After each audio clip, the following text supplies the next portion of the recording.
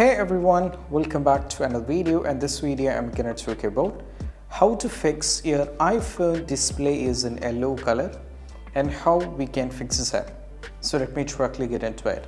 So as you can see, if I go over here in the settings, and everywhere all kind of things on my display is completely yellow.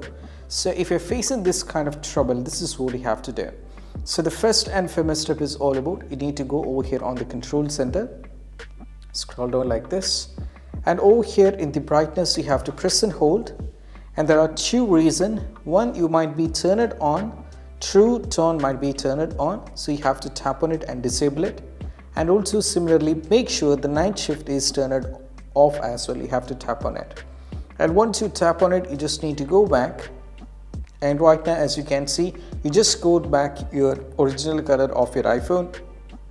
Go over here, tap on the settings. Now from here, if you scroll down and get into anything, you can see the yellow color has been completely vanished and we have the white original color of the iPhone back.